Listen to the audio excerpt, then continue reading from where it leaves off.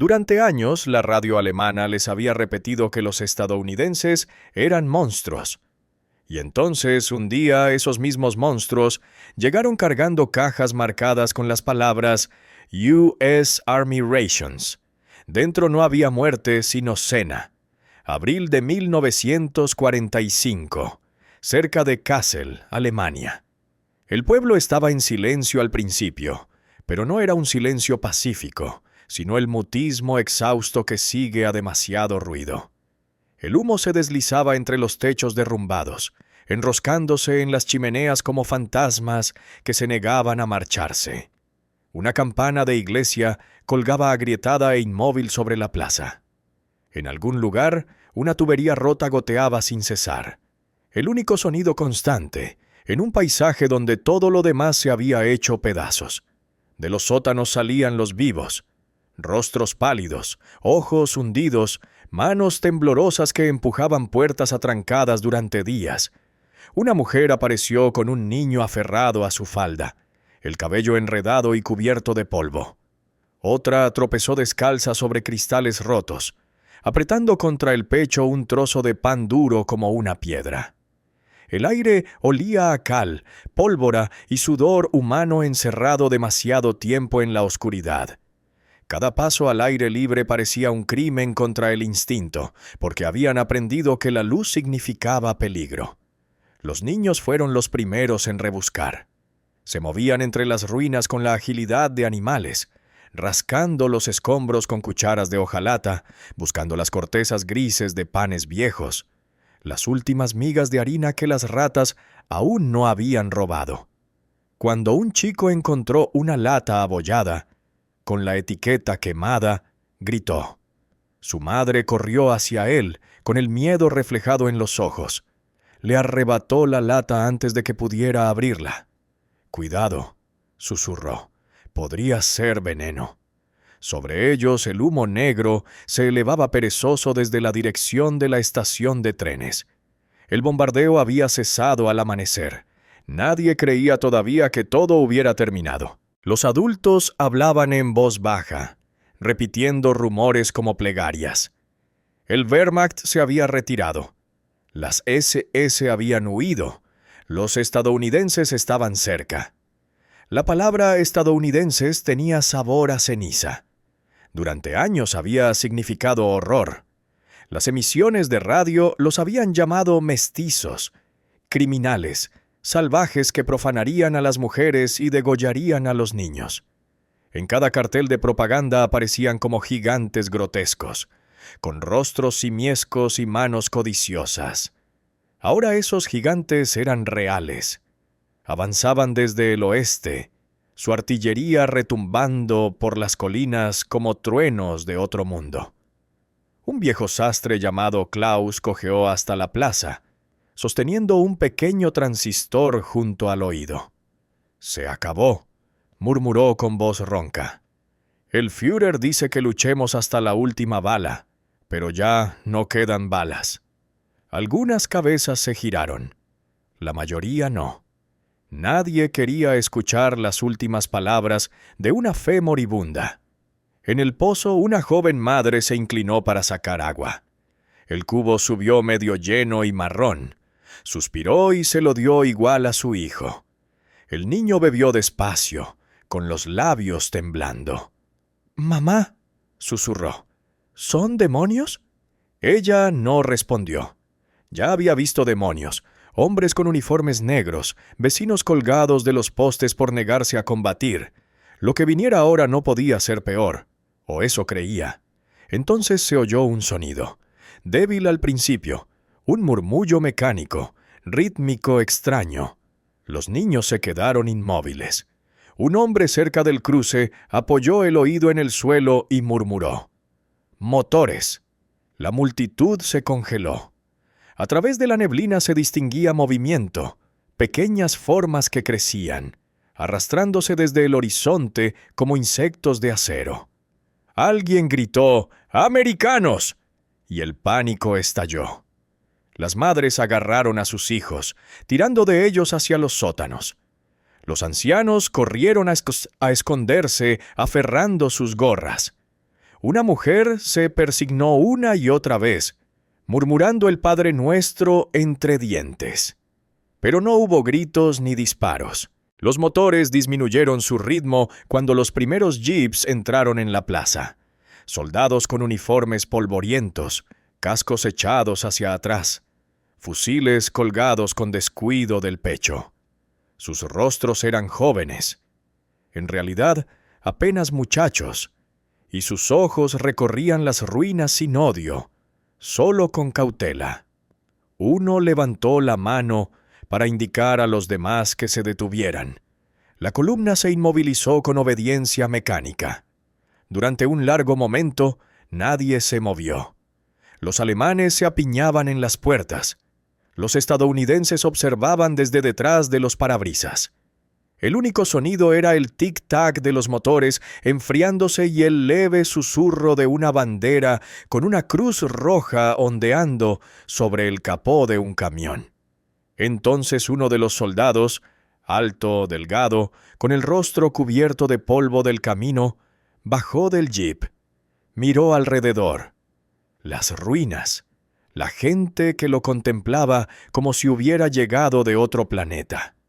Metió la mano en el bolsillo, sacó algo pequeño y lo lanzó hacia un niño que estaba descalzo en el barro. Cayó con un golpe suave. Un rectángulo envuelto en papel plateado. El niño lo miró sin comprender. El soldado sonrió levemente y le hizo un gesto para que lo recogiera. El chico dudó, luego se inclinó, con los dedos temblando.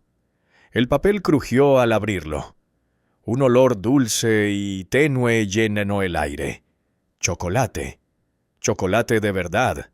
El primero que alguien veía en años. Los estadounidenses habían llegado. Y no traían fuego. Traían comida.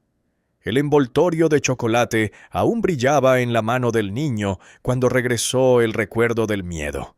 No el nacido de los disparos, sino ese más profundo que había sido sembrado mucho antes.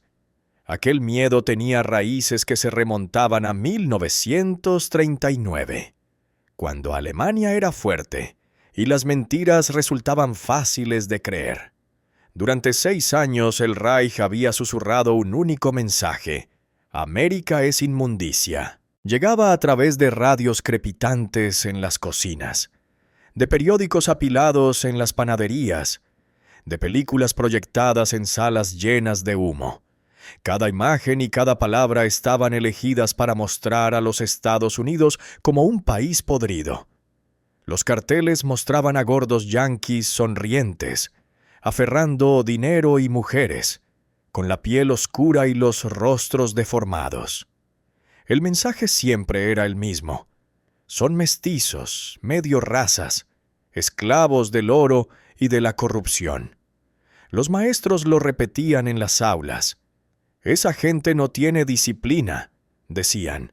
Sus soldados son borrachos, sus mujeres desvergonzadas. Los niños dibujaban mapas donde América aparecía pintada de negro, una tierra de caos y decadencia.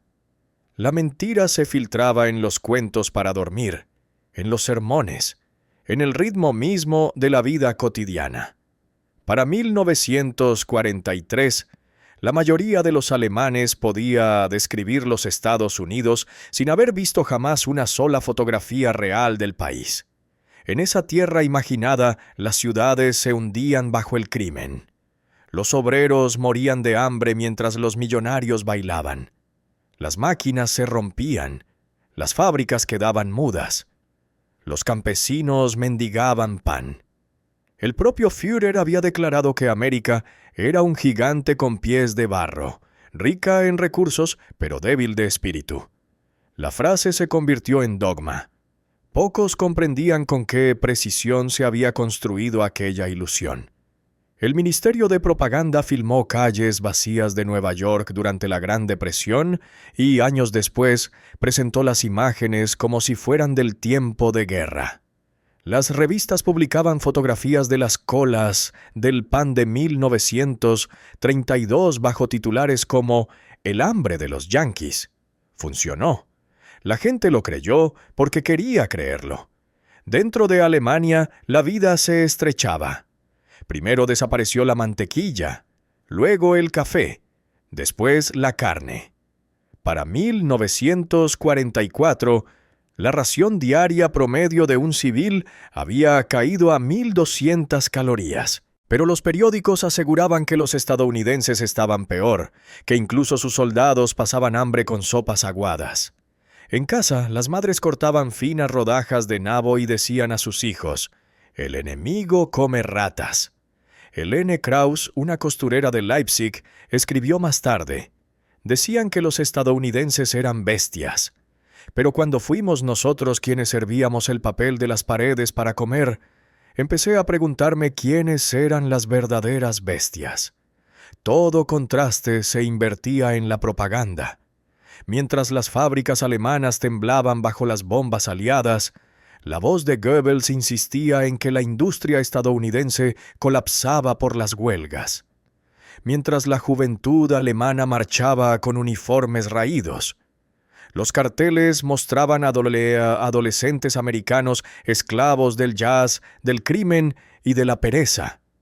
En la radio, los expertos explicaban que la sociedad estadounidense estaba gobernada por judíos y negros. Esa mezcla de racismo y miedo daba a las mentiras un peso moral. El mensaje no era solo político, era espiritual.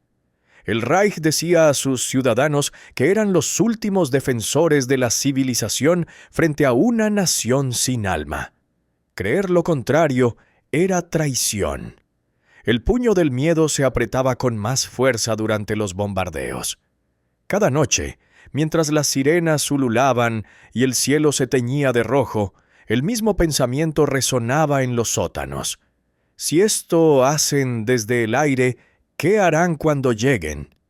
Las madres susurraban a las hijas que escondieran cuchillas. Mejor la muerte que la captura. Los hombres afilaban cuchillos que nunca usarían, jurando proteger a sus familias de la humillación. Un panfleto propagandístico que circuló entre los reclutas del Volkssturm en 1945 resumía la locura.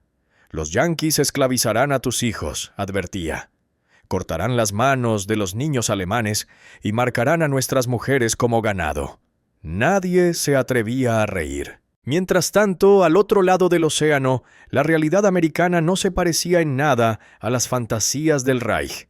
Mientras las ciudades alemanas yacían en ruinas, Detroit producía un bombardero B-24 cada hora. Mientras los berlineses comían pan hecho con aserrín, los soldados estadounidenses llevaban raciones de campaña ricas en azúcar, carne y fruta. Un bando racionaba miseria. El otro fabricaba abundancia. En 1944, soldados alemanes capturados en Normandía escribieron cartas en secreto, haciéndolas llegar a casa a través de la neutral Suiza. Una de ellas, más tarde interceptada por la inteligencia aliada, decía simplemente: «Su hombre más débil come mejor que nuestros oficiales. Sus armas nunca fallan. Sus fábricas nunca duermen». Era una confesión silenciosa del colapso, no solo de los ejércitos, sino de la fe. Aún así, dentro del Reich, la gente se aferraba a las ilusiones. No tenían alternativa. Admitir la verdad era admitir que la guerra estaba perdida. Así que las mentiras se volvieron más desesperadas. Goebbels prometía armas secretas. Hitler prometía salvación. Los periódicos prometían que los estadounidenses se ahogaban en su propia codicia. Y el pueblo, demacrado y exhausto, asentía porque ya no tenía nada más en lo que creer. Solo cuando el rugido de los motores llegó hasta sus calles en ruinas, cuando esos supuestos monstruos bajaron de los jeeps cargando comida en lugar de fusiles, empezó a resquebrajarse el muro de la propaganda. La verdad, cuando llegó, sabía a chocolate. El eco de la propaganda aún flotaba en sus mentes como humo cuando la realidad apareció ante ellos sobre 4 ruedas de caucho.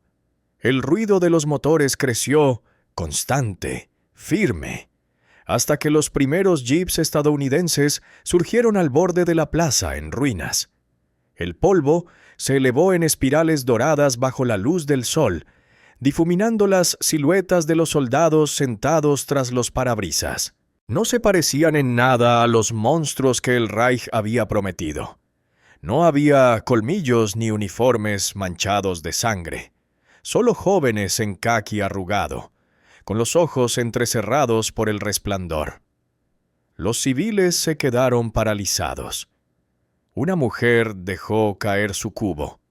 El agua se derramó lentamente sobre los adoquines, tiñendo el polvo de formas que parecían manchas de sangre. Nadie se atrevía a moverse. Durante años les habían enseñado que ese momento sería el fin, que los soldados americanos caerían sobre ellos como lobos. Sin embargo, las figuras que descendieron de los jeeps se movían con una extraña suavidad, casi cansada. Los fusiles descansaban a su lado, con los dedos lejos de los gatillos. Uno de los soldados, alto y delgado, se quitó el casco. El sudor le brillaba en la frente. Observó los rostros que lo miraban, delgados, grises, medio muertos de hambre, y metió la mano en su mochila. El gesto hizo que una docena de personas se estremeciera. Pero lo que sacó no era un arma, era una lata. La sostuvo un momento, luego avanzó despacio y se la tendió a la mujer más cercana. No debía tener más de 60 años, pero el hambre había tallado arrugas profundas en su rostro. Le temblaban las manos al aceptar la lata. La etiqueta era azul y roja, con una palabra desconocida: spam. La giró entre los dedos, sintiendo el metal frío, el peso imposible de la abundancia sellada en su interior. Era más pesada de lo que esperaba, más pesada que cualquier cosa que hubiera salido de su cocina en meses. Cerca de allí, otro soldado se agachó hasta quedar frente a un niño descalzo. Sonrió, metió la mano en su chaqueta y sacó una pequeña barra envuelta en papel plateado. El papel crujió al romperlo, liberando un aroma tan dulce que pareció detener el aire. Chocolate, denso y fragante. Los ojos del niño se abrieron de par en par. Su madre susurró: «Nicht essen, es ist Trick». «No lo comas, es una trampa». Pero el soldado negó suavemente con la cabeza y partió un trozo. Lo colocó en la mano del niño, cerrando los pequeños dedos sobre él. El niño dudó, luego mordió. El chocolate se derritió al instante, rico y extraño. Su expresión cambió del miedo a la confusión, y de la confusión al asombro. No era veneno, era el sabor de un mundo que todavía tenía azúcar. Los estadounidenses se miraron unos a otros, inseguros de cómo comportarse en aquel teatro de incredulidad. Algunos intentaron hablar en un alemán torpe, otros se comunicaron con gestos. Las palmas abiertas, sonrisas tranquilas, movimientos lentos. Señalaron hacia los camiones estacionados a las afueras del pueblo, cargados con cajas marcadas como US Army Rations. Los aldeanos no entendían las palabras, pero comprendían el olor. Carne enlatada, café tostado, cigarrillos. El aroma se extendió por la plaza, mezclándose con el hedor agrio del ladrillo quemado y la tierra húmeda. El hambre los atrajo a pesar del miedo. Paso a paso se acercaron. En pocos minutos los jeeps estaban rodeados de rostros pálidos como el pergamino, ojos encendidos con el brillo cauteloso de animales hambrientos. El cabo David Collins, criado en una granja de Iowa, escribiría más tarde a su casa: «Nos miraban como fantasmas viendo ángeles, pero juro que los fantasmas éramos nosotros, y ellos eran los que aún se aferraban a la vida». Entonces ocurrió algo extraño. El miedo empezó a disolverse. Cuando uno de los soldados dejó caer una cajetilla de cabamartala de cigarrillos, un anciano se inclinó para recogerla, no para quedársela, sino para devolvérsela. El gesto rompió el silencio como un disparo. Alguien rió, una risa seca, rota, que se transformó en tos. Otros lo siguieron, el sonido torpe, inestable, pero vivo. En la plaza los estadounidenses comenzaron a repartir las raciones. Latas de frijoles, carne en conserva, galletas selladas en papel encerado. Cada lata se abría con un silbido que sonaba casi ceremonial. El aire se llenó con el olor de la grasa y la sal, cortando el hedor de la descomposición. Algunos comieron de inmediato, con las manos temblorosas. Otros lloraron antes de probar bocado.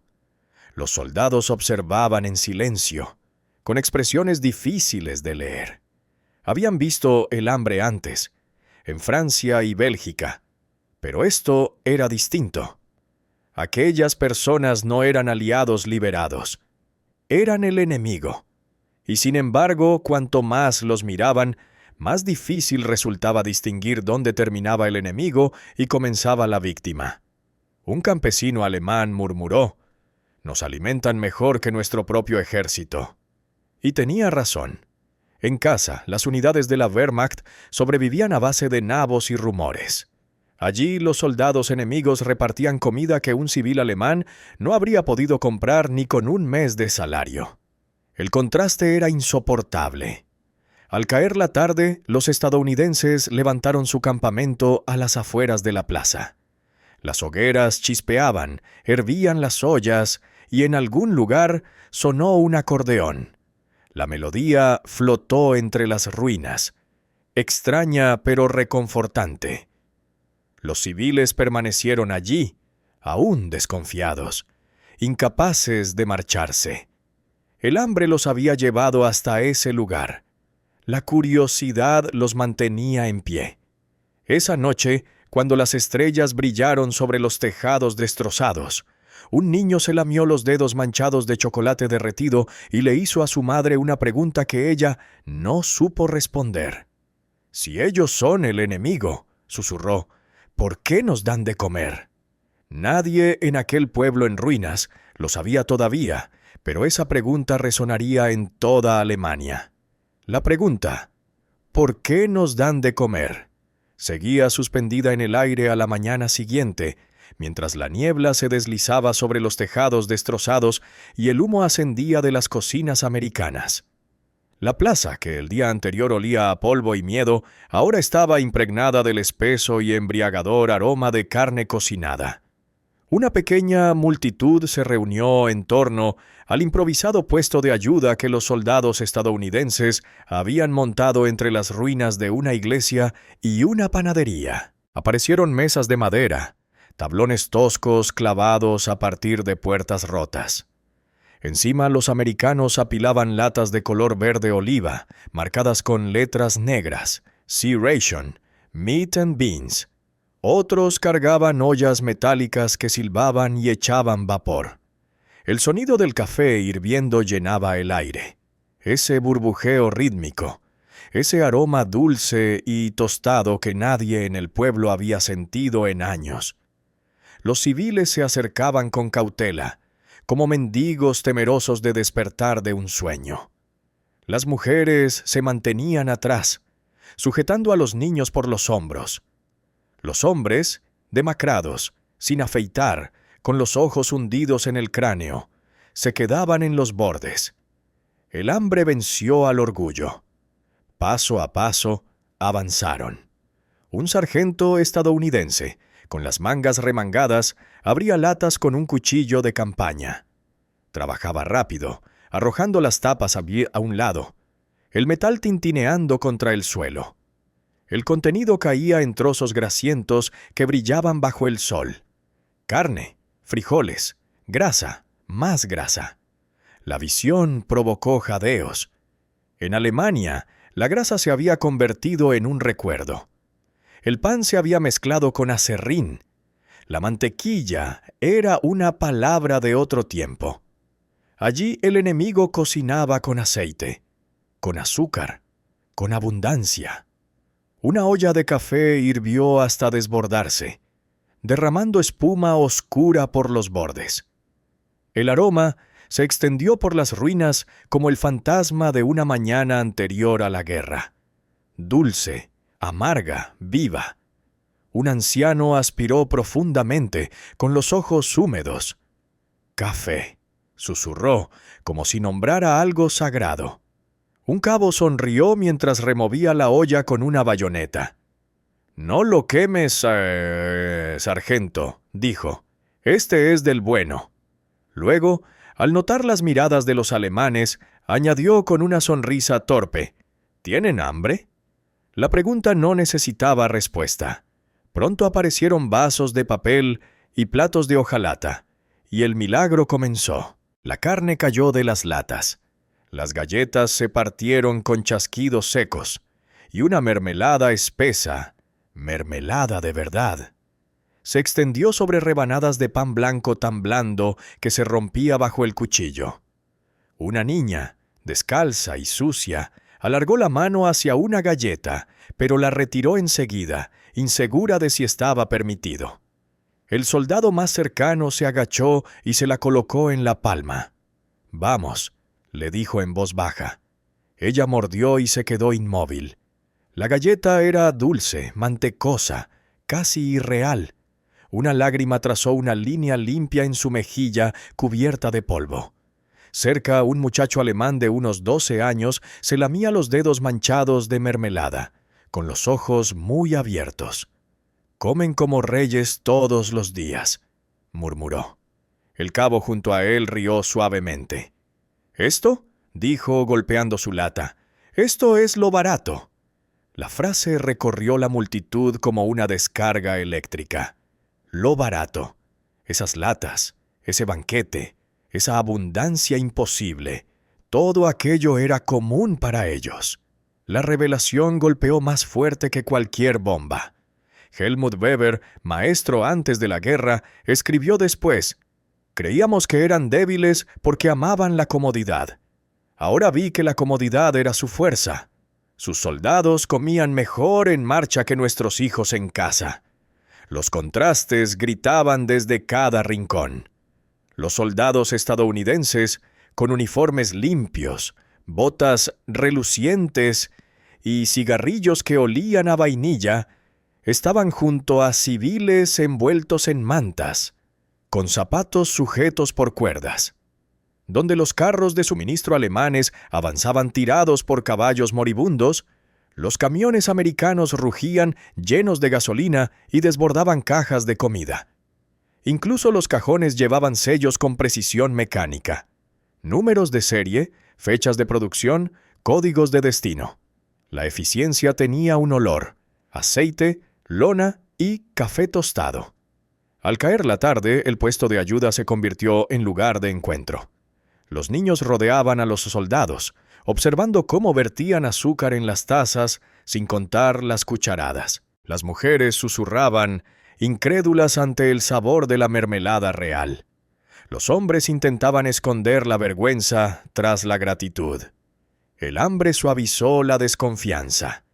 Entonces, en una esquina de la plaza, comenzó un pequeño alboroto. Una anciana había rechazado su ración, negando con la cabeza y murmurando que debía estar envenenada. Un soldado intérprete, un cabo de Chicago que hablaba alemán, dio un paso al frente. «No hay veneno, Oma», dijo con dulzura, extendiendo una cuchara. «Solo comida». Probó él mismo un bocado, sonrió y volvió a ofrecérselo. Ella dudó, luego probó. Sus ojos se cerraron. Comió despacio, con reverencia, como quien recibe la comunión.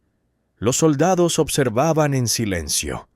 Ninguno había esperado lágrimas, ni risas, ni esa mezcla insoportable de ambas. Habían llegado como conquistadores y se encontraron siendo anfitriones de un banquete improvisado. Cuando la noche se profundizó, Las hogueras se apagaron poco a poco, y el olor a frijoles cocidos permaneció suspendido sobre las ruinas. A la luz tenue, los estadounidenses recogieron las latas vacías, dejando tras de sí un montón de migas y de incredulidad. Por primera vez en años los estómagos estaban llenos, pero más poderoso que la comida era el mensaje que traía consigo: que el mundo fuera de Alemania no estaba hambriento, ni derrumbado, ni débil. A la mañana siguiente, cuando el humo volvió a elevarse desde las cocinas americanas, la gente de Kassel ya no se escondió en los sótanos. Se formaron en silencio, esperando a que el aroma del café los guiara hacia adelante. Esa noche, el olor a carne cocinada aún flotaba entre las ruinas. Se aferraba a las paredes agrietadas y se colaba por las ventanas rotas, mezclándose con el hollín y la humedad de los viejos sótanos. Por primera vez en años, Kassel dormía no al sonido de sirenas, sino al recuerdo de haber comido. Sin embargo, el sueño no trajo paz. Los susurros llenaron la oscuridad como un viento inquieto. «Nos dieron comida». «¿Por qué?», murmuró una mujer incrédula. Nadie respondió. Un hombre escupió al fuego y dijo que era una trampa, que al día siguiente los americanos vendrían a cobrar su gratitud o sus vidas. Pero no hubo arrestos. Ningún soldado irrumpió gritando. Solo silencio, roto por el crepitar de la leña y los suaves suspiros de los estómagos saciados. Al amanecer, la niebla volvió a deslizarse por las calles. Desde la plaza de la iglesia se oía el zumbido tenue de motores y el tintineo metálico de ollas. Cuando los aldeanos salieron con cautela, la escena que encontraron parecía tan común que resultaba irreal. Los estadounidenses habían regresado. Habían vuelto a encender las cocinas, igual que el día anterior, el vapor elevándose en espirales desde los servidores de lata. Un soldado servía café en tazas metálicas, su aroma oscuro flotando sobre los escombros como un perfume. Otro llenaba cubos con leche en polvo, removiendo hasta que espumaba blanca y pálida. Los bebés que solo habían probado agua turbia y pan negro saboreaban ahora algo suave, casi dulce. Los ancianos observaban sus reflejos en la superficie lechosa, como si vieran los fantasmas de la Alemania que una vez existió. Sin discursos, sin órdenes, sin amenazas. Solo la silenciosa eficiencia de la rutina. Eso fue lo que más quebró a la gente. El enemigo actuaba como si alimentarlos no tuviera nada de extraordinario. Al mediodía la multitud se había duplicado. La noticia corría por las calles vecinas. Los americanos alimentan a todos. Madres caminaban kilómetros con niños a la espalda. Algunos soldados intentaban bromear en su torpe alemán. Otros guardaban silencio, dejando que los gestos hablaran. Uno servía café a un veterano tullido. Otro ofrecía un cigarrillo a un chico de mejillas hundidas. Los gestos parecían simples, pero cada uno de ellos resquebrajaba otra piedra del muro en sus mentes. Durante años, esas mismas manos habían dejado caer bombas desde el cielo. Ahora ofrecían calor, azúcar y risas. ¿Cómo podían ambas cosas ser verdad? El primero en entenderlo fue el señor Karl Meissner, antiguo miembro del partido. Más tarde diría: en el momento en que alimentaron a nuestros hijos, la guerra dentro de nosotros terminó. El Reich había construido el miedo, pero el miedo no pudo resistir la bondad. Esa tarde, el pueblo cambió. Los que el día anterior habían evitado a los americanos, ahora los buscaban. Con curiosidad, con cautela, hambrientos de algo más que comida. Algunos traían pequeños obsequios, flores, trozos de pan, incluso botones, absurdos símbolos de gratitud. Los soldados los aceptaban con sonrisas torpes. Un soldado sacó una armónica del bolsillo y empezó a tocar. La melodía era suave, errante, extranjera pero amable. Algunos niños aplaudían al ritmo. Una anciana tarareaba sin conocer la letra. La plaza que había visto la muerte ahora resonaba con una risa contenida. En una casa cercana, una joven viuda llamada Lotte observaba la escena desde la ventana. Su marido había muerto en el frente oriental, su padre en un bombardeo. Había odiado a los americanos por ambos, pero cuando vio a un soldado levantar a un niño que lloraba y cubrirlo con su abrigo, algo dentro de ella cambió. La imagen se grabó en su memoria, no como derrota, sino como una disonancia imposible de soportar. Y sin embargo, no todos lo aceptaron. Algunos se negaron a salir de los sótanos. Otros murmuraban que la comida había sido robada de bocas alemanas, que aceptar caridad de los vencedores era una humillación. Pero su rebeldía sonaba hueca, las palabras frágiles como vidrio viejo. Lo que más impresionaba era la abundancia, la despreocupación con que la mostraban. Los soldados derramaban azúcar, dejaban caer migas, desperdiciaban comida sin darse cuenta. Una sola caja de raciones contenía más calorías que lo que una familia entera recibía en una semana. La distancia entre ambos mundos, uno ahogado en la escasez, el otro desbordante de exceso, resultaba imposible de comprender. Al final de la tarde, cuando se vació la última olla de café, un anciano llamado Heinrich Berger se acercó a los estadounidenses. Había luchado en la Gran Guerra. Había servido 2 veces a su país y había perdido a sus 2 hijos en el ejército de Hitler. Con voz temblorosa preguntó: ¿Por qué? ¿Por qué nos alimentan? El soldado que respondió frunció el ceño, confundido. «Porque tienen hambre», dijo sencillamente. Luego le tendió su última galleta. Esa frase, 5 palabras simples, viajó más lejos que cualquier emisión de radio. Al anochecer ya se había propagado por todo el pueblo como un evangelio. Nos alimentan porque tenemos hambre. Sin política, sin odio, solo humanidad. Esa noche el aire se sintió más cálido. El aroma del café flotaba aún sobre los escombros, mezclándose con el olor a tierra húmeda de primavera. La gente se sentó en los portales, abrazando a sus hijos, susurrando la misma pregunta con distintos tonos. Asombro, vergüenza, alivio. Al día siguiente, los americanos volverían a traer pan. Y con cada hogaza, otra capa de las mentiras del Reich se desprendería, dejando al descubierto la verdad pura e innegable. Los bárbaros no eran bárbaros en absoluto. El mundo se había dado la vuelta, y nadie en Kassel volvería a verlo del mismo modo. Para el tercer día la incredulidad había empezado a desvanecerse y se transformaba en fascinación.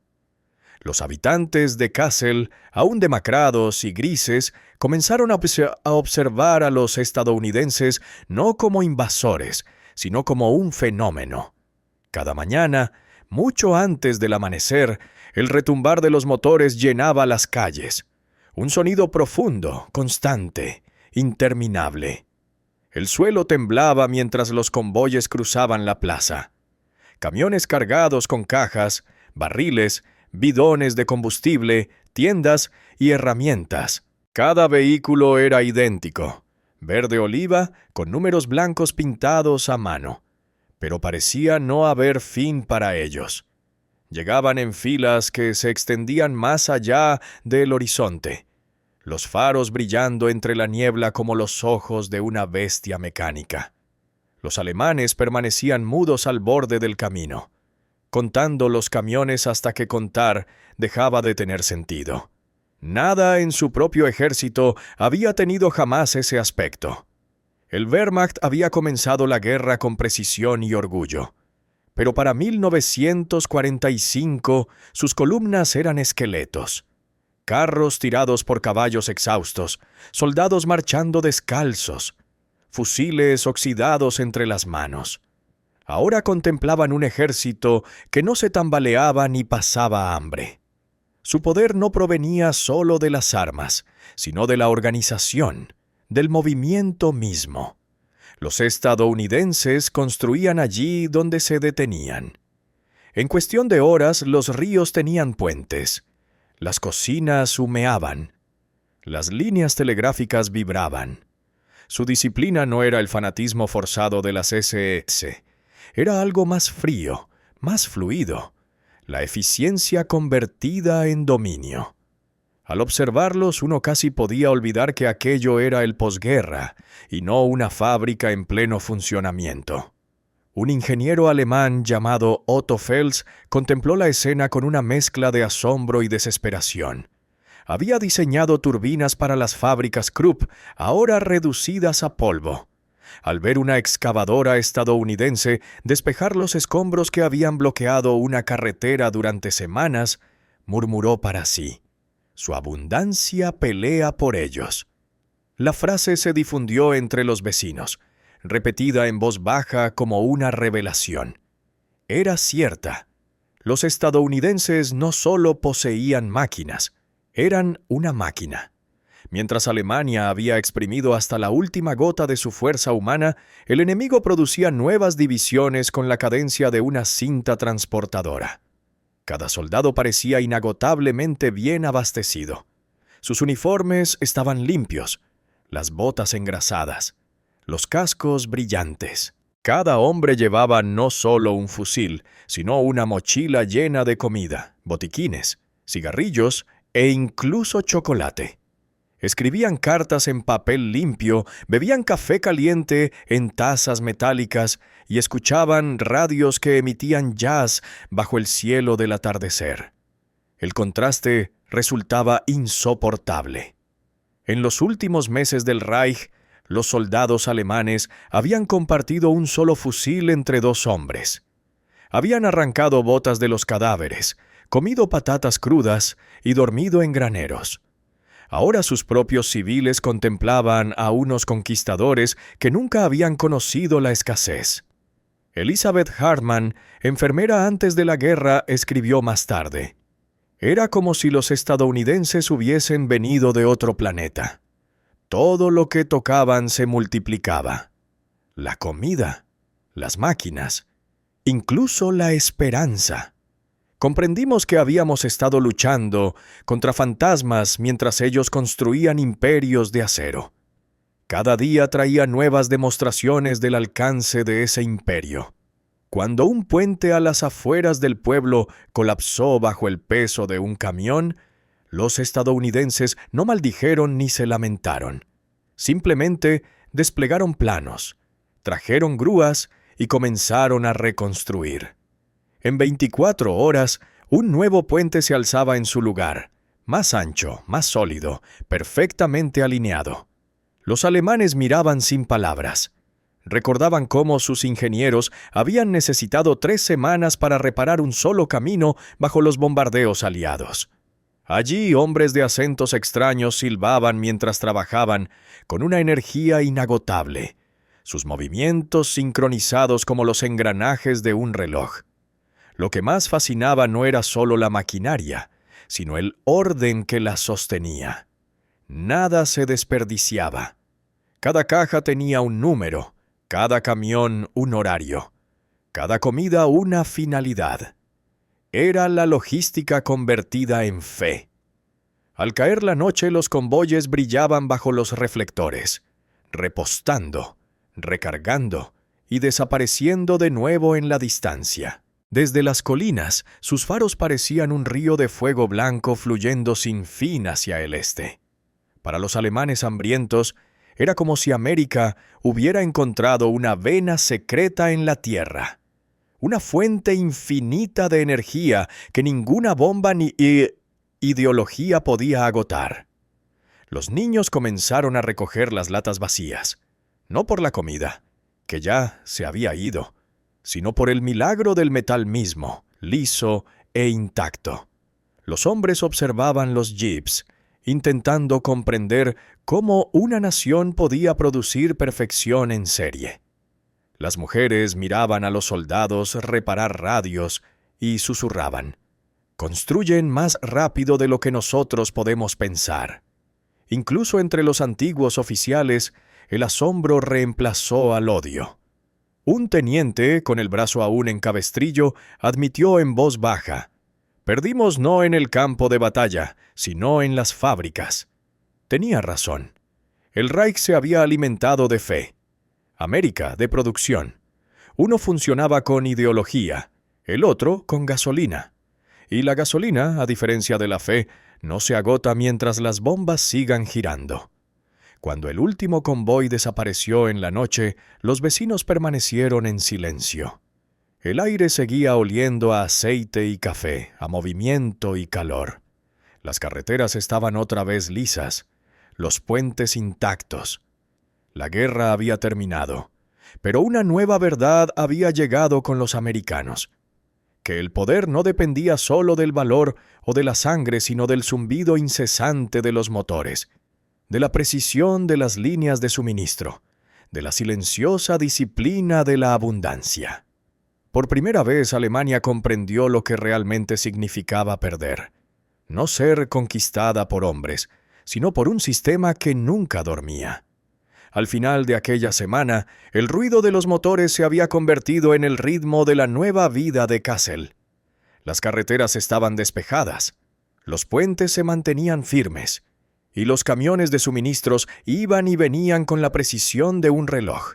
Pero para la gente, el mayor milagro no fue el acero ni la gasolina, sino el olor que empezó a extenderse por el pueblo una mañana gris. El inconfundible aroma del pan recién horneado. Venía del campo abierto junto a las ruinas de la iglesia, donde los estadounidenses habían montado algo que pocos alemanes habían visto jamás: una panadería móvil de campaña. Una fila de extraños hornos metálicos, de formas cuadradas, se alineaba exhalando vapor blanco al aire. Los soldados cargaban sacos de harina, latas de leche y bloques de mantequilla sellados con el sello U.S. Army Quartermaster Corps. El olor a levadura se esparcía con el viento, cálido y vivo, cortando el aire húmedo impregnado de humo y polvo. Los vecinos se acercaban con cautela, atraídos por instinto. Entre ellos estaba un viejo panadero llamado Wilhelm Krüger, con la espalda encorvada y las manos aún manchadas de harina convertida hacía tiempo en polvo. Antes de los bombardeos había tenido una pequeña tienda cerca de Friedrichsplatz, ahora reducida a un cráter. Cuando los americanos notaron que los observaba, uno de los soldados le hizo una seña para que se acercara. Krüger dudó. Luego dio un paso al frente con sus zuecos de madera crujiendo sobre la grava. Los soldados sonrieron señalando los hornos. «Ayúdanos», dijo uno en un alemán entrecortado. Él miró la máquina. Un artefacto de acero brillante con diales y conductos. No se parecía en nada a los hornos de ladrillo que había usado toda su vida. «¿Cocinan aquí?», preguntó incrédulo. El soldado asintió. Abrieron la puerta y Krüger retrocedió cuando una ola de calor salió disparada, roja y viva como el corazón de una fragua. Dentro, hileras de panes crecían uniformes, con la superficie dorada y lisa. Extendió la mano temblorosa y tocó el metal. «Mein Gott», susurró, «hace más en una hora de lo que yo podía hacer en una semana». El soldado Thomas McCarthy rió, entregándole un guante. «Plenty more where that came from, Pops», dijo, con palabras que el viejo no comprendió, pero con un tono que no necesitaba traducción. Trabajaron juntos. El panadero guiaba con gestos. Los soldados se movían como una cadena de montaje. Los sacos de harina se vaciaban en las amasadoras. De ellas salía la masa en redondas pesadas y perfectas. La máquina las tragaba enteras y devolvía hogazas de una blancura impecable. Durante horas los hornos silbaron y respiraron. El olor se extendió por todo el pueblo, por las ventanas rotas. por el mercado, hasta los sótanos donde los ancianos lloraban sin saber por qué. No era solo hambre lo que los conmovía, sino memoria. El aroma del pan era el aroma del mundo de antes, de las mañanas en las que la vida todavía tenía sentido. Al caer la tarde, las primeras hogazas se enfriaban sobre largas bandejas metálicas. Las cortezas crepitaban al contacto con el aire. Un sonido suave como la lluvia al caer. Kruger rompió una. El vapor se elevó denso, con olor a levadura y mantequilla. La miga era blanca, increíblemente blanca. El color del tiempo de paz. Se la dio a una niña de rostro hundido y cabello enredado. Ella mordió y se quedó sin aliento. Aquel único sonido recorrió la multitud como una ola. Pronto las manos se extendieron, primero tímidas, luego ansiosas. Los soldados pasaban panes de un lado a otro, riendo, partiendo trozos, compartiendo con quien se acercara. Alguien comenzó a aplaudir. Otros simplemente lloraban. Kruger observó los rostros iluminados por el resplandor naranja de los hornos, rostros que el miedo había endurecido y que ahora se ablandaban bajo el calor. El aire estaba lleno del crepitar de las cortezas, del zumbido de los motores apagándose, y del murmullo agradecido que no necesitaba traducción. Recordó el último pan que había horneado antes de los bombardeos. Una tanda oscura de cebada y aserrín. Había quemado la mitad para que los saqueadores no la encontraran. Ahora, frente a aquellas máquinas plateadas que producían abundancia sin esfuerzo, sintió al mismo tiempo maravilla y humillación. Wilhelm Kruger comprendió entonces. Ese era el verdadero poder del enemigo. No la crueldad ni el terror, sino la capacidad de crear abundancia a partir del vacío. Cuando los soldados empezaron a recoger sus cosas, al caer la noche, insistieron en dejar algunas hogazas. «Para mañana», dijo uno, entregándole una caja al panadero. Kruger intentó darles las gracias, con la voz quebrada. «Nos alimentan», murmuró, «como si fuéramos amigos». El soldado sonrió levemente. «Tal vez algún día», respondió. Esa noche, la gente permaneció junto a los hornos mucho después de que los soldados se marcharan. Las máquinas aún brillaban tenuemente en la oscuridad, irradiando un calor suave. Las familias se sentaron cerca, comiendo en silencio, saboreando cada bocado como si temieran que el sabor se desvaneciera. Los niños se durmieron con migas en los labios.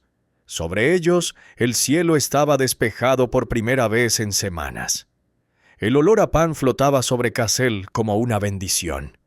Y en aquella calma frágil, mientras las cortezas se abrían y las manos partían hogazas para compartir, el pueblo empezó a recordar a qué sabía la humanidad. El olor a pan aún flotaba sobre el pueblo cuando comenzó la siguiente fase de la ocupación. Silenciosa, metódica, asombrosa en su serenidad. Lo que había empezado como una cocina de campaña y unos pocos hornos se convirtió pronto en todo un sistema. Los estadounidenses lo llamaban gobierno militar, pero para los civiles parecía algo completamente nuevo. Orden sin crueldad. En pocos días aparecieron señales en los cruces, tablas blancas con palabras en inglés pintadas en gruesas letras negras. Debajo de ellas, los soldados levantaron tiendas con cruces rojas y banderas que ondeaban limpias y brillantes sobre las ruinas grises. La guerra había reducido a Alemania a cenizas, pero los americanos se movían como si reconstruir fuera simplemente otra parte del combate. Llevaban portapapeles en lugar de fusiles, botiquines en lugar de munición. Una mañana, los habitantes de Kassel despertaron con el sonido metálico de ollas y el olor a estofado. Cerca de la vieja estación de tren, los soldados habían convertido un andén bombardeado en un comedor de campaña. Las filas se formaron rápido. Madres con bebés pálidos, ancianos con bastones, niños que cargaban cuencos abollados. Los soldados servían sopa espesa y humeante sin vacilar, con cucharones que nunca se detenían. En el caldo flotaba carne, carne de verdad. Para los alemanes aquello parecía irreal. Durante años la palabra ración había significado escasez. Unos gramos de margarina, un puñado de cebada, un trozo de pan seco. Allí significaba abundancia. Las latas estadounidenses parecían no vaciarse nunca. Cada olla se llenaba de nuevo en cuanto se vaciaba. Alguien susurró que sus almacenes se extendían por kilómetros. Otro dijo que sus barcos transportaban más comida de la que quedaba en toda Alemania. En una tienda junto a la estación, enfermeras con brazaletes caqui trabajaban bajo lámparas brillantes. Limpiaban heridas, cambiaban vendajes, vacunaban a los niños. El aire olía a yodo y jabón en lugar de podredumbre. Una joven enfermera alemana, Martha Brenner, que había servido en un hospital de campaña durante los bombardeos, observó en silencio antes de que le pidieran ayuda. Esa noche escribió en su diario: «Tratan a nuestros heridos con el mismo cuidado que a los suyos. No lo entiendo. Nos enseñaron que no tenían alma, y sin embargo curan la nuestra antes de cerrar sus propias cicatrices». Al final de la semana, ni siquiera los más desconfiados podían negar lo que veían. Llegaban camiones cargados de leche en polvo, sacos de harina y latas de sopa condensada. Cada paquete llevaba la misma inscripción. Una pequeña frase impresa que parecía burlarse de todo lo que habían creído. «Gift of the American People», regalo del pueblo americano.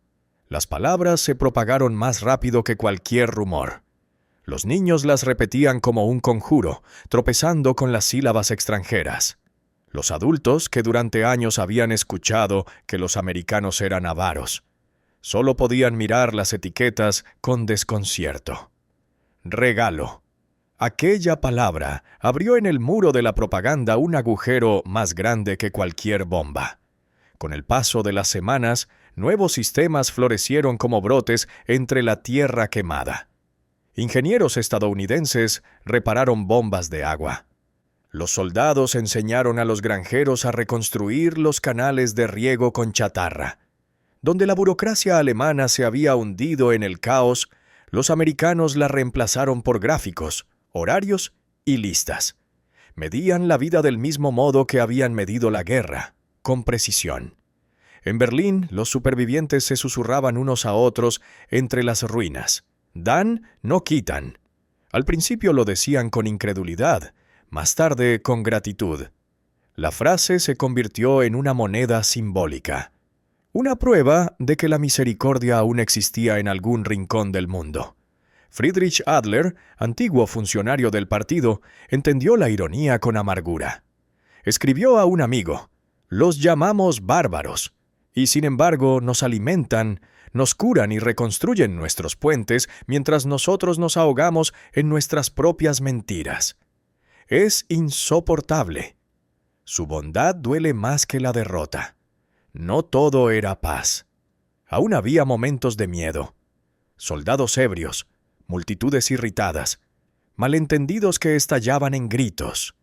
Pero incluso esos incidentes se desvanecían ante el ritmo mayor de la generosidad. La máquina que antes había bombardeado ciudades ahora entregaba leche a sus supervivientes. Los alemanes no podían comprender cómo un poder tan vasto podía convivir con tanta serenidad. Los soldados americanos bromeaban mientras trabajaban, cantando al compás de radios que transmitían swing. Su risa llenaba las calles vacías donde las canciones alemanas habían sido silenciadas por los bombardeos. Martha Brenner lo vio una tarde. Un soldado sentado en la acera, dejando que un niño alemán se probara su casco. El casco le cubría los ojos y ambos reían. Entonces comprendió que la guerra no había terminado con la rendición, sino con algo más extraño, casi humillante en su gracia. Poco después llegó la Cruz Roja, con cajas envueltas en lona. Dentro había galletas, chocolate, jabón y vitaminas. Lujos que Alemania había olvidado. Los paquetes llevaban sellos de pueblos lejanos: Ohio, Texas, California. Marta pasó el dedo sobre la tinta, maravillada de que desconocidos al otro lado del océano se preocuparan tanto por alimentar a quienes acababan de combatir. Esa noche, mientras las linternas titilaban en la tienda del hospital, escribió otra vez en su diario: «Siento que no nos alimentan los vencedores, sino una civilización que nunca aprendió a odiar tan profundamente como nosotros». Afuera las cocinas de sopa ardían con fuego lento. El olor del estofado flotaba en el aire frío de la noche, mezclado con el sonido de risas lejanas y platos tintineando. La frase en las cajas, «Gift of the American People», brillaba débilmente bajo la luz de las lámparas, absurda y sagrada al mismo tiempo. Por primera vez los alemanes empezaron a creer que tal vez esa nueva paz, esa misericordia extraña, no era una trampa. Tal vez era el comienzo de algo mucho más peligroso que la guerra: el perdón. Las cajas marcadas con «Gift of the American People» apenas se habían vaciado cuando el arma más peligrosa de la guerra, la compasión, comenzó a terminar lo que las bombas habían empezado. Durante semanas, los alemanes habían observado a los ocupantes reconstruir sus ciudades, curar a sus enfermos y alimentar a sus hijos. Poco a poco, el miedo se transformó en confusión y después en algo mucho más devastador: la duda. En cada pueblo las historias se multiplicaban. Un médico estadounidense atendiendo a un oficial alemán herido. Un soldado reparando el arado de un campesino antes de marcharse. Una enfermera de la Cruz Roja entregando chocolate a una niña que aún llevaba la insignia de las juventudes hitlerianas. Aquellos pequeños actos se difundían con mayor rapidez que cualquier rumor de represalia, corroyendo los últimos restos de la fe fanática. Pero el momento que realmente quebró la creencia llegó una tarde, en un sótano a las afueras de Göttingen. La ciudad había sido tomada días antes. La mayoría de los soldados se habían rendido, pero algunos fanáticos, apenas muchachos de 17 años a lo sumo, seguían escondidos entre las ruinas, aferrados a fusiles que apenas podían sostener. Uno de ellos se llamaba Hans. Se había unido al cuerpo juvenil de las SS en 1944, demasiado joven para afeitarse, demasiado mayor para seguir creyendo en cuentos. Su uniforme colgaba suelto sobre sus hombros. Llevaba 3 días sin comer. Agachado en la oscuridad, respiraba el hedor de la madera húmeda y el aceite quemado. A su lado reposaba su última granada, con el pasador medio arrancado. La radio en la superficie había enmudecido. A lo lejos oía risas, voces americanas, seguras, sin miedo. El sonido le quemaba el pecho como ácido. Murmuró el juramento que lo habían obligado a memorizar. «Mi honor es la lealtad». Ya no significaba nada. Pasos resonaron afuera. Se quedó inmóvil. La puerta chirrió al abrirse, derramando luz en el sótano. Una silueta llenó el marco. Hombros anchos, fusil preparado, casco reluciendo. Hans apretó la granada. La figura se movió despacio, con cautela. Entonces el hombre habló. Su voz no ordenaba ni amenazaba. Solo pronunció una palabra, como una pregunta. «¿Chico?» El pulso de Hans vaciló. La granada rodó de sus manos, golpeando el suelo con un ruido metálico. El hombre dio un paso adelante. Era un sargento estadounidense, con la cara manchada de barro, los ojos cansados y la boca en una expresión entre la compasión y el agotamiento. Durante un instante se quedaron mirándose. el vencedor y el discípulo de un Dios muerto. Entonces el sargento hizo algo que Hans jamás habría imaginado. Colgó el fusil del hombro, metió la mano en el bolsillo y sacó una lata abollada. Sin decir una palabra, la arrojó al suelo. La lata rodó y se detuvo a los pies del muchacho. «¡Come!», dijo el sargento. El chico lo observó. En la etiqueta se leía «Meat and Beans». El estómago se le contrajo. Por un momento pensó que era una burla, una broma cruel del enemigo. Pero el sargento solo esperó, con los brazos cruzados y la mirada serena. Hans recogió la lata con las manos temblorosas. La abrió con su cuchillo y olfateó. El olor lo golpeó como un recuerdo de otra vida. Sal, grasa, calor. Hundió los dedos y comió con la desesperación de un animal. Las lágrimas trazaron líneas limpias en la suciedad de su rostro. La comida le quemó la garganta al bajar, demasiado rica para un cuerpo hambriento. El sargento lo observaba en silencio. Cuando Hans terminó, se limpió la boca con el dorso de la mano y susurró algo, sin saber exactamente a quién. Quizá a su madre, quizá al Führer. ¿Por qué? El hombre se encogió de hombros.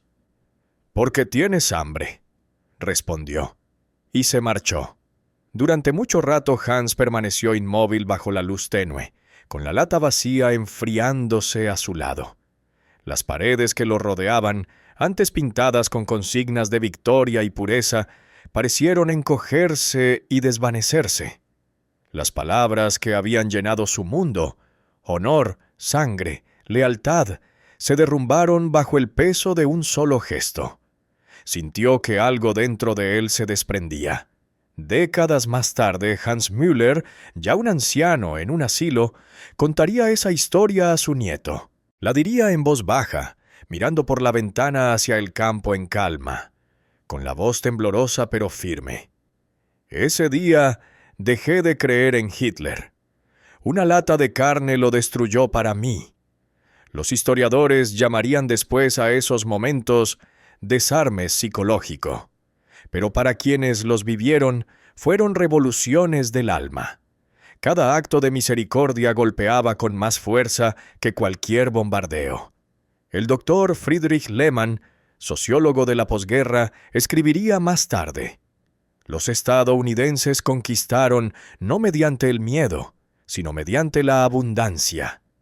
Hicieron que nuestro odio tuviera el sabor del hambre y luego lo alimentaron hasta que murió». La historia del chico en el sótano se extendió en silencio, contada por soldados, enfermeras y aldeanos. Se convirtió en una especie de parábola. La noche en que la misericordia venció a la ideología. En otros lugares, escenas parecidas se repetían.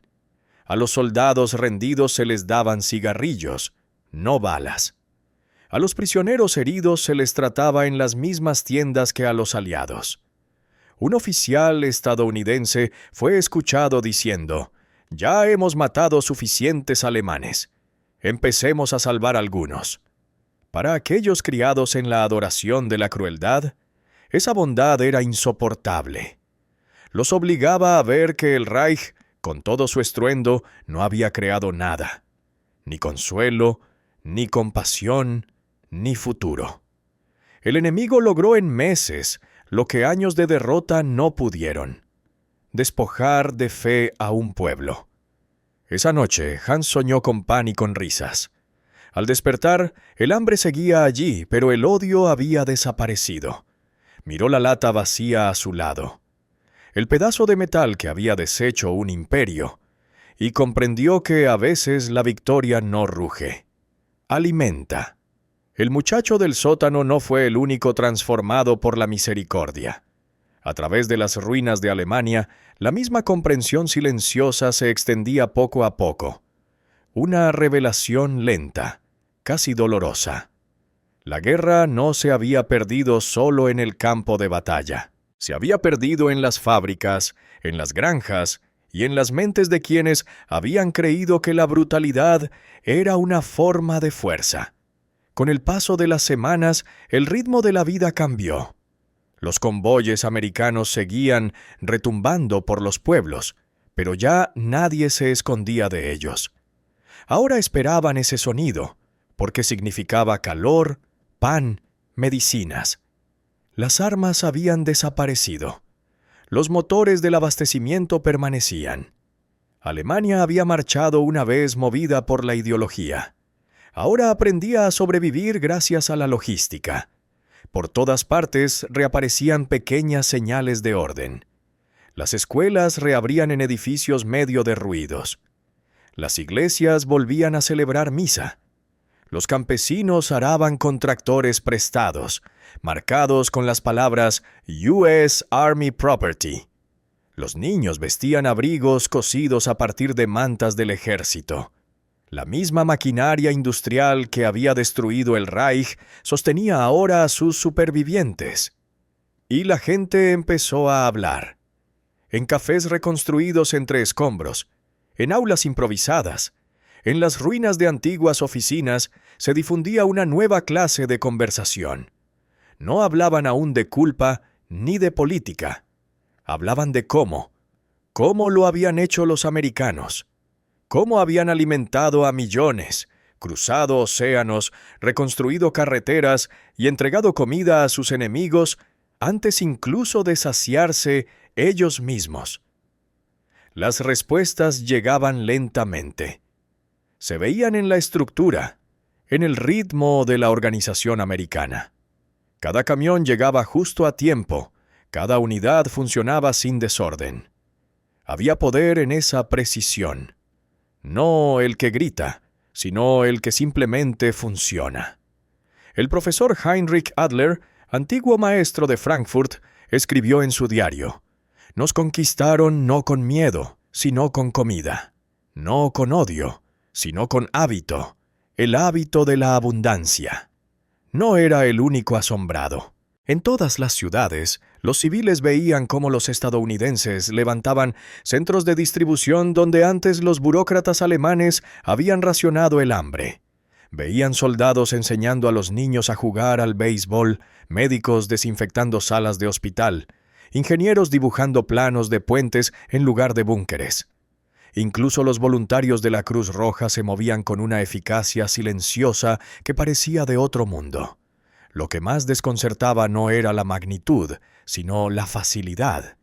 Los Estados Unidos habían librado una guerra mundial y aún tenían suficiente para alimentar a su enemigo derrotado. En cambio, el Reich se había devorado a sí mismo antes de rendirse. La producción alemana se había impulsado con desesperación, la americana con inercia. Un hombre lo expresó con precisión. Otto Reinhardt, economista que había trabajado para el Ministerio de Armamento, escribiría después: «Nuestras fábricas eran catedrales construidas sobre arena. Las suyas eran motores construidos sobre fe. Fe en el trabajo, en la abundancia, en la idea de que alimentar incluso a tu enemigo demuestra que tu civilización es más fuerte que su odio». Era una revelación que hería. Los americanos no necesitaban demostrar su superioridad con crueldad. La demostraban con abundancia, con calma, con la capacidad de convertir el acero en misericordia.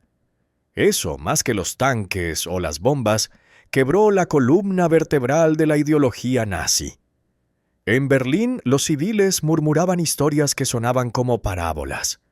Un soldado que rechazó tomar el anillo de boda de una mujer diciendo: «No somos ladrones».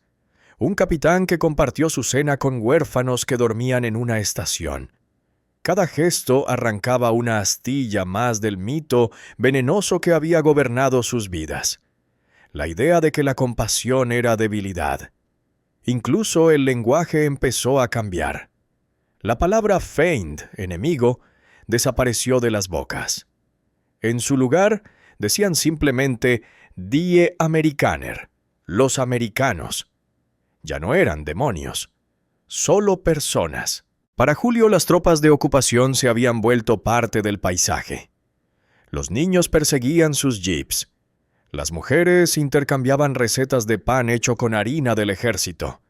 Los hombres, antiguos soldados, observaban en silencio cómo los puentes se alzaban desde las cenizas más rápido de lo que podían comprender. El espectáculo resultaba humillante y sanador a la vez. Alemania aprendía con amarga humildad que las guerras no se ganan solo con valor o tecnología, sino con sistemas. Esas fuerzas invisibles de suministro, organización y voluntad que mantienen a los hombres alimentados, vestidos y vivos. El Reich había adorado la ideología. América había adorado la productividad. Un sueño se consumió a sí mismo. El otro mantuvo sus fábricas encendidas toda la noche. De ese contraste no surgió solo la derrota, sino la revelación. La gente empezó a comprender que el verdadero poder no estaba en dominar, sino en disciplinar. Que la compasión podía ser un arma más afilada que el odio.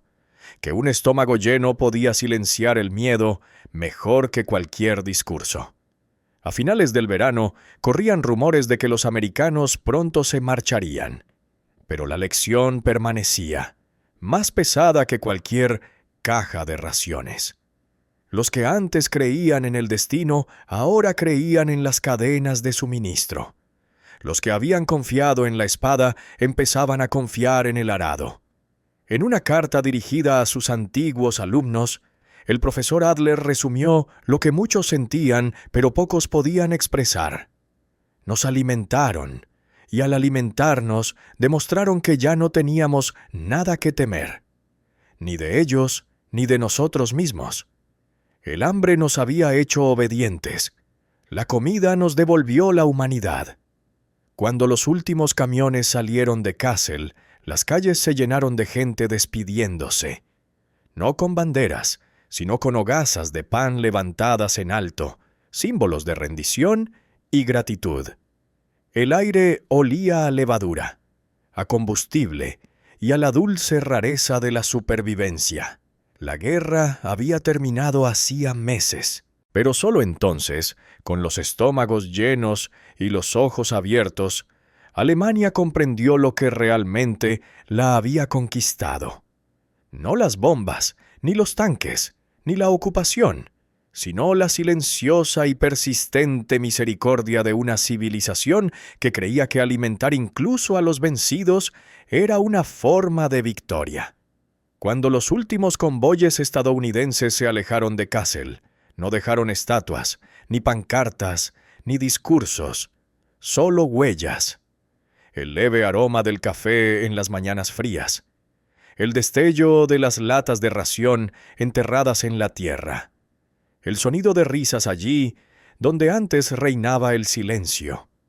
Alemania era libre de nuevo, pero la libertad ya no significaba triunfo.